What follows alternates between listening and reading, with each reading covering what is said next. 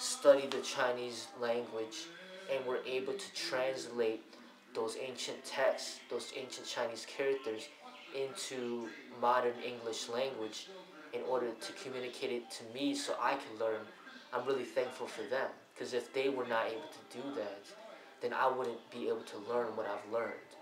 And that's the thing that I appreciate the most, you know, as far as people who are able to reach out beyond their own culture into another culture and be able to appreciate it and learn from it and respect it. And even though I'm Chinese on the outside, I grew up due to my surroundings and the people that I encountered in life, and just having to assimilate to the American culture. I denied the Chinese culture and, you know, the Chinese race, and I was ashamed.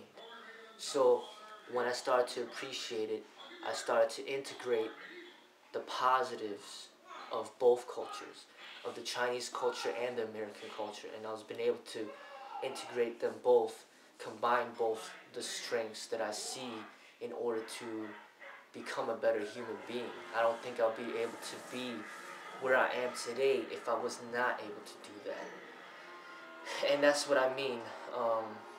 Culture does just not consist of just language. It goes way beyond that. And even though I don't, I don't really speak the language, I don't read and write it, my mental state is,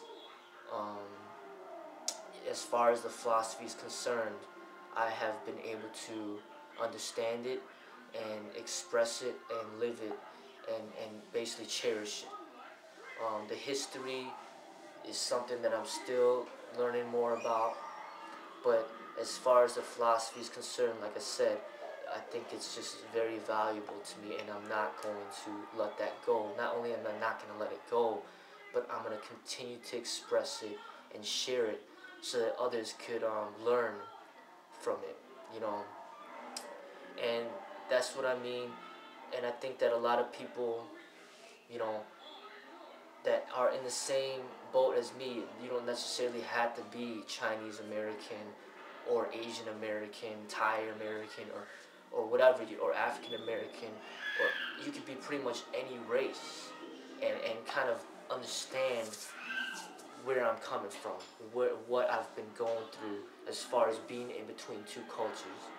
And like I said, many times we end up favoring one over the other, and then we encounter struggle.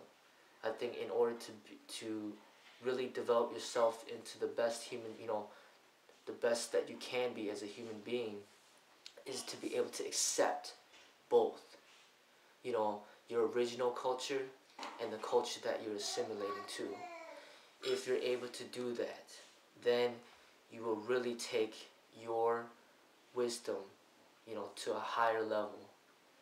And, you know, I think that has a strong foundation to do with accepting your inner self. And when you learn to accept your inner self, you'll be able to express yourself fully, not having to feel ashamed of anything. All right.